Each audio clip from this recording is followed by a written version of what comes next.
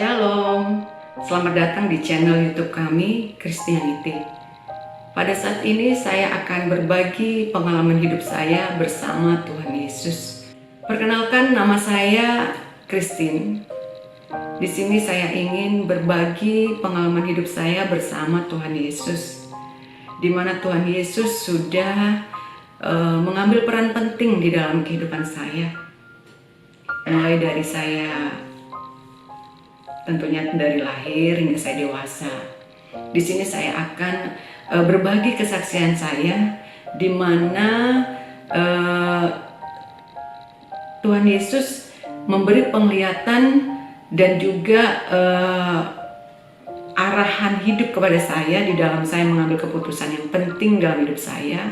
Juga Tuhan Yesus memberikan saya penglihatan berikutnya tentang anak saya. Oke, sekarang kita mulai dari di mana saya pertama kali mendapatkan karunia penglihatan yang Tuhan kasih dalam hidup saya. Pada waktu itu saya masih SMP ya, kurang lebih sekitar umur 14 tahun. Saya juga agak lupa tepatnya umur 14 atau 15 tahun, karena pada waktu itu saya tidak terlalu paham gitu apa itu penglihatan, ya kan, karena saya masih terlalu muda dan saya juga masih belum terlalu mengenal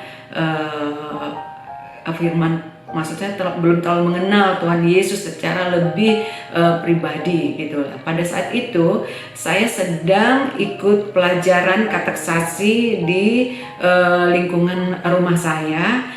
Di sana saya belajar tentang firman Tuhan bersama dengan teman-teman saya dan juga saudara saya. Nah, sewaktu saya pulang dari kateksasi kurang lebih sore ya, sekitar jam 5 sore, di situ saya nggak sengaja waktu itu ya, saya lihat ke awan gitu kan.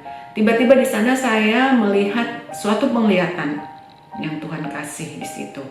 Di sana saya melihat pada saat saya melihat ke awan, di sana saya melihat di atas awan itu ada 3 kepala laki-laki tua.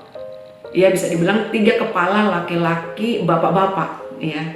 Jadi susunannya itu seperti ini. Kepala yang pertama di sini memakai sorban ya, putih. Dia juga pakai baju putih. Kemudian kepala yang di sini dia memakai kayak kerudung gitu ya, putih juga. Yang di sini saya lupa ya, apakah dia memakai sorban atau tutup kepala gitu ya. Tetapi di sini juga ada pakai baju putih juga. Di sini dia jelas sekali terlihat bahwa 3 kepala itu benar-benar seperti seorang bapak-bapak daerah Timur Tengah ya. Nah, pada saat itu masing-masing dari orang ini atau bapak tersebut ini berkata kepada saya seperti ini. Yang pertama, bapak ini mengatakan bahwa, orang tua ini tadi mengatakan bahwa jadilah kamu orang baik. Kemudian disusul dengan kepala bapak-bapak ini. Saya bilang kepala karena hanya dikasih penglihatan Tuhan dan sebatas segini ya.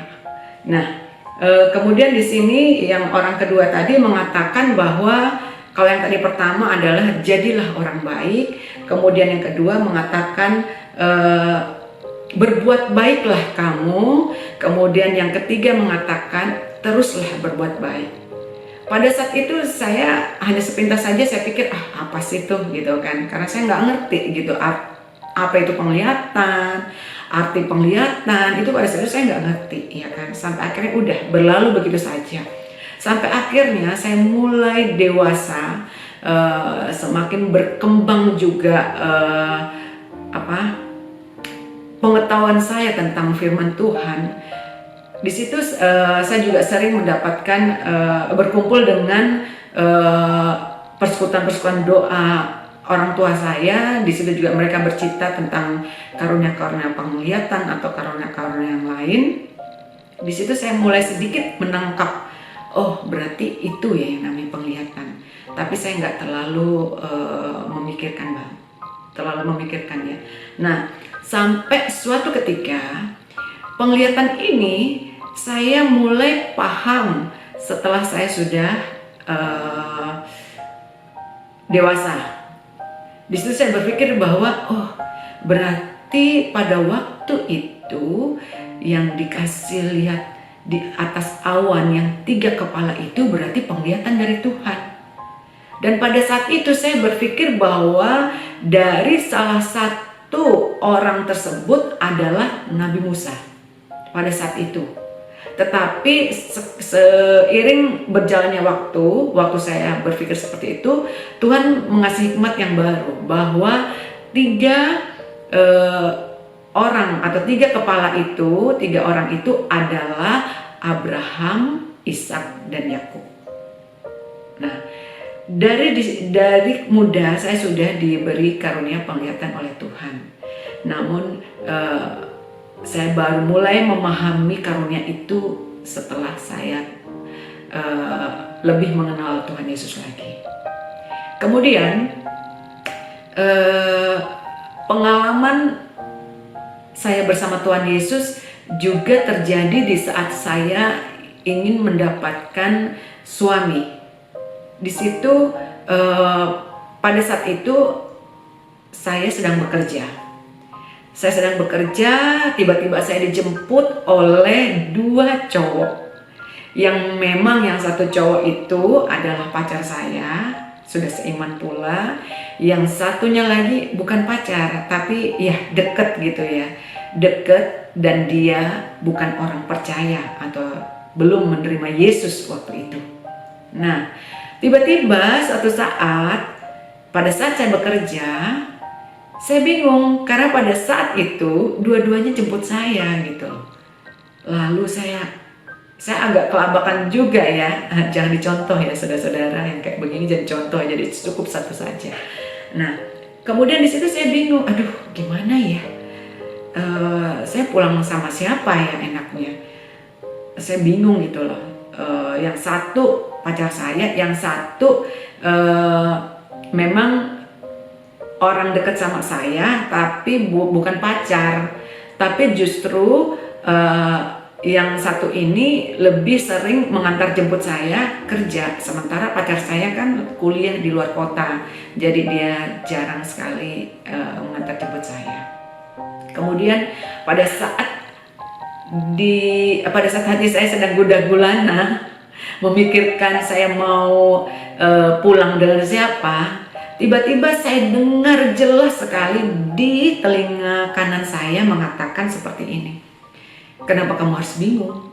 Terus saya bingung kan, justru saya yang bingung gitu kan. Saya lihat kiri kanan gitu kan, nggak ada suara, nggak ada orang gitu kan. Saya coba lagi dengerin lagi, nggak ada suara itu. Tiba-tiba ada lagi suara itu lagi muncul. Suara itu bilang begini, itu depan calon suamimu.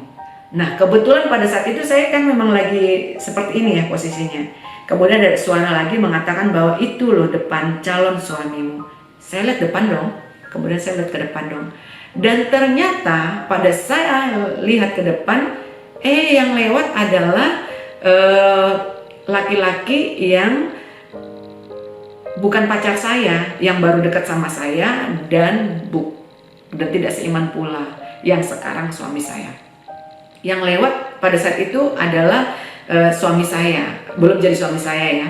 Di situ saya bilang lagi sama suara ini, saya tahu bahwa suara itu adalah suara Tuhan, walaupun tidak terlalu yakin ya, karena saya baru kedua kalinya itu mendapatkan suatu karunia dari Tuhan. Yang pertama penglihatan, yang kedua itu suara Tuhan di situ. Jadi saya juga saya balas lagi suara itu ya, saya bilang nggak mungkin orang dia kan bukan Kristen. Pada saat itu saya bilang begitu kan.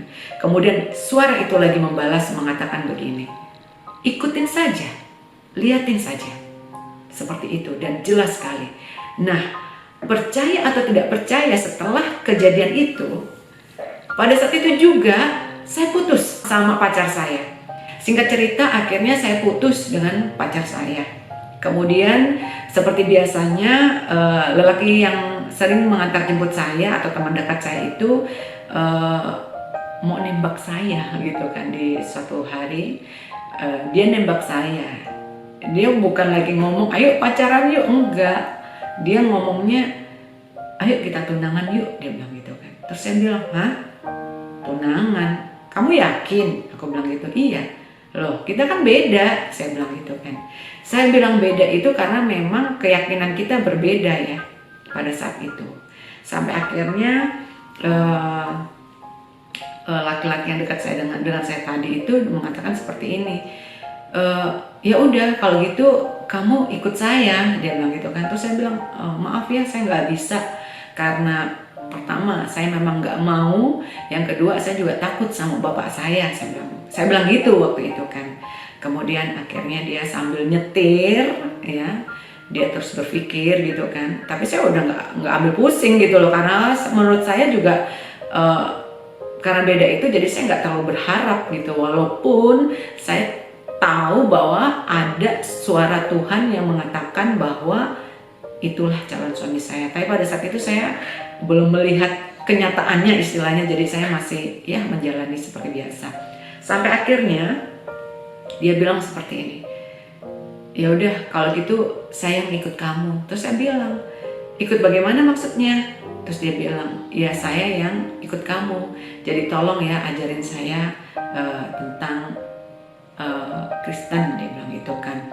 Terus saya begini, saya tantang dia, saya bilang gini, coba dipikir lagi, ya kan, kamu juga belum ngomong sama orang tua kamu, jangan sampai ini sekarang ngomong gini, besok ngomong gini. Terus dia bilang, enggak kok, aku udah dewasa, dia bilang gitu kan, aku bisa menentukan jalan hidupku sendiri. Oke, kalau begitu silakan aja, saya bilang gitu kan. Tapi saya punya satu syarat sama kamu, saya bilang gitu. Saya bilang gini, kamu harus cari gereja sendiri, ketemu sama pendeta sendiri, bilang kamu mau kateksasi, bilang kamu mau belajar Kristen, dan kamu harus melakukan itu tanpa saya. Jadi benar-benar usaha kamu. Di situ saya punya syarat seperti itu, dan saya juga pengen melihat kesungguhan dia gitu loh. Saya juga nggak mau lah istilahnya dibohongin apa gimana kan. Saya lakukan itulah. Dan pada kenyataannya dia lakukan itu ya kan. Sampai akhirnya kami pun menikah karena dia sudah menentukan sikapnya, yaitu untuk menerima Tuhan Yesus sebagai Tuhan dan Juru Selamatnya. Kedua, dia melamar langsung saya di orang tua saya tanpa orang tuanya waktu itu, karena memang orang tua suami saya ini nggak setuju ya kan, karena suami saya pindah keyakinan ikut saya gitu kan pada waktu itu. Tapi yang jelas saya yakin dan percaya ini semua sudah rencana Tuhan.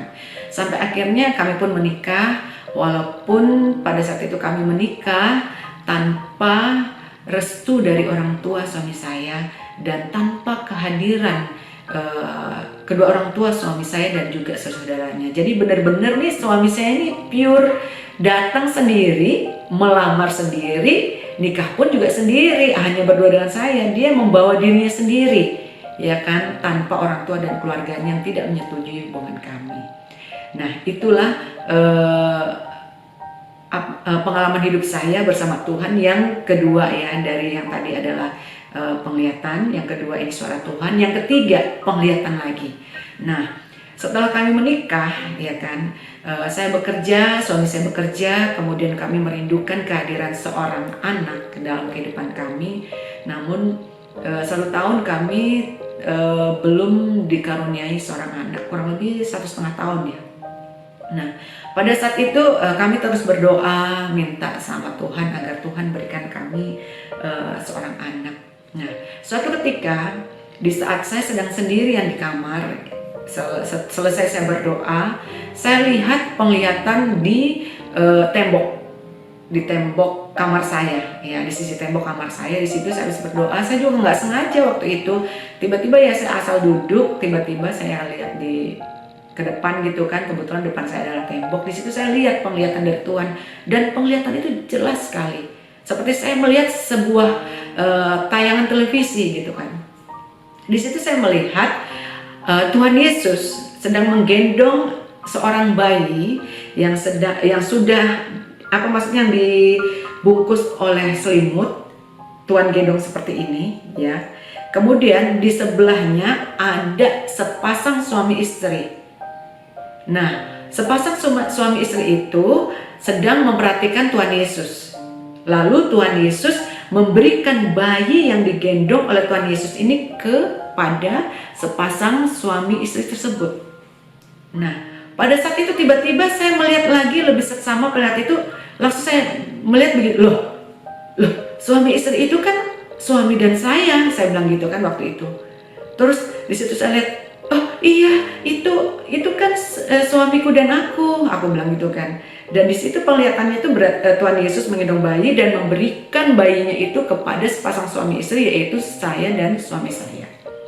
Nah, tidak berselang lama setelah penglihatan itu, kurang lebih beberapa bulan saja, antara sebulan sampai 2 bulan, kemudian saya positif hamil. Luar biasa ya Tuhan Yesus, benar-benar semuanya itu sudah diatur Tuhan gitu kan. Sampai akhirnya saya USG dan dinyatakan positif oleh dokter.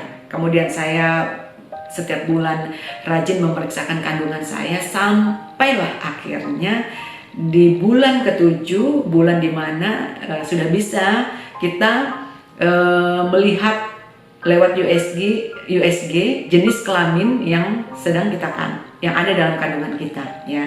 Karena pada waktu itu kurang lebih tahun 1999 atau mungkin 2000 awal ya.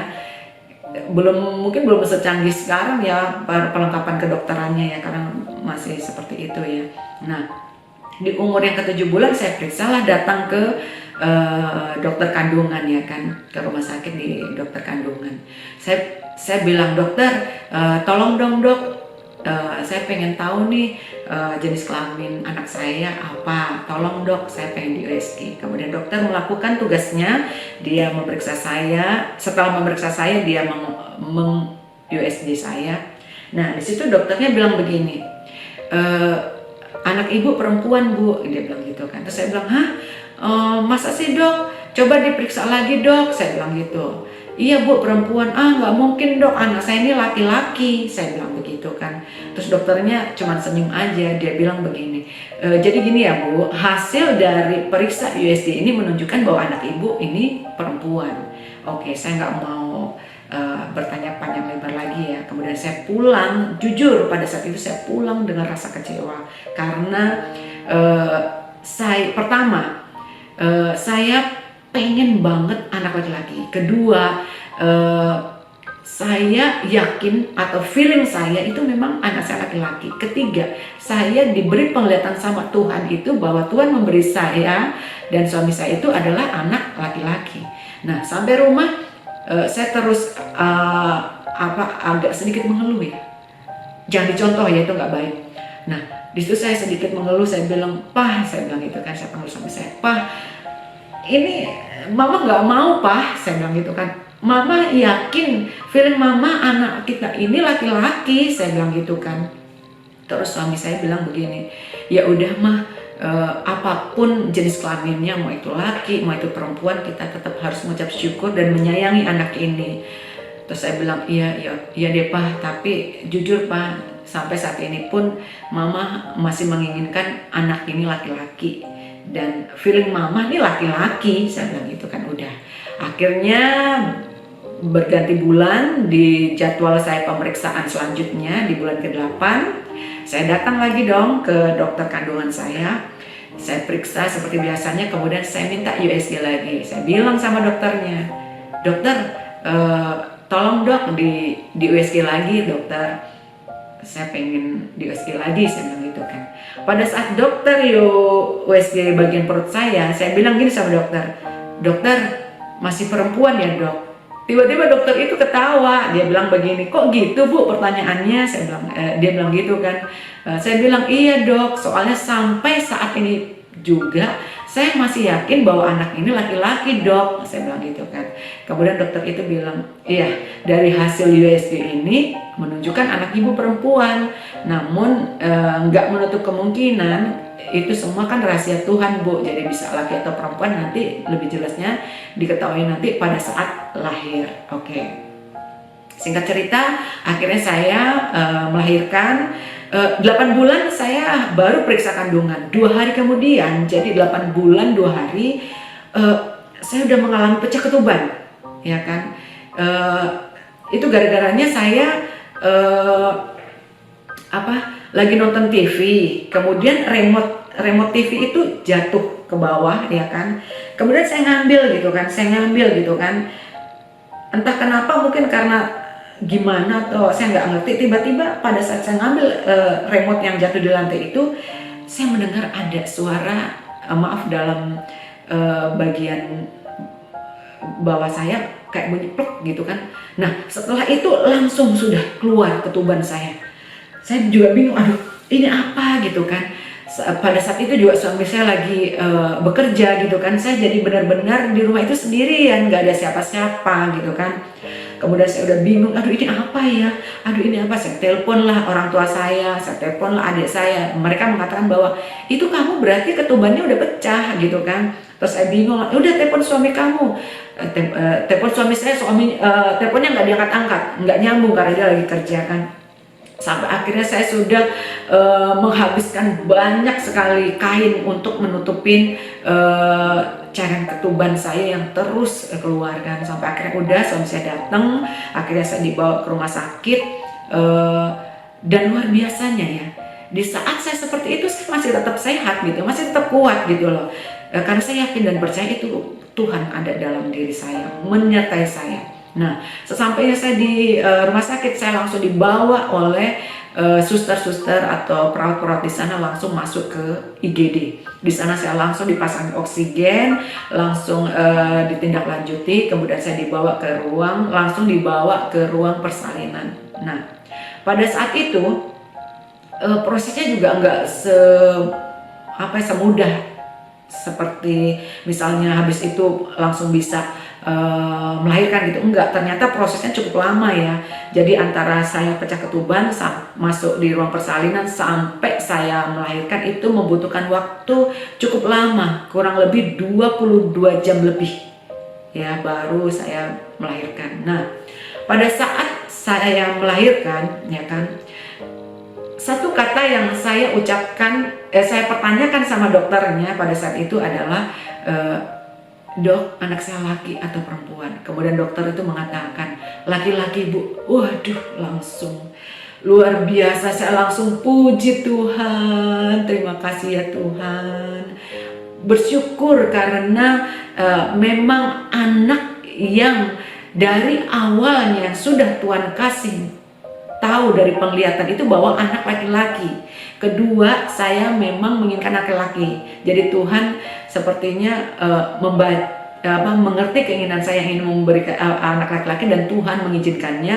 Dan dari penglihatan itu juga Tuhan memberikan saya anak laki-laki. Dan selama saya mengandung pun saya selalu mengajak ngobrol anak saya ini ya dalam kandungan. Itu pun saya juga sudah merasa bahwa anak yang saya ajak ngobrol ini adalah anak laki-laki gitu loh. Jadi benar-benar luar biasanya di saat saya tahu pada saat dokter mengatakan bahwa anak saya laki-laki, dan itu puji Tuhan, sesuatu yang luar biasa sekali ya, karena dokter 2 kali mengatakan memeriksa hasil USG adalah perempuan, dan puji Tuhan penglihatan yang Tuhan kasih itu tidak terbantahkan, yaitu anak saya lahir dengan jenis kelamin laki-laki. Dan pada saat itu juga rasa sakit saya hilang ya kan, karena begitu sukacitanya saya. Jadi demikianlah pengalaman hidup saya bersama Tuhan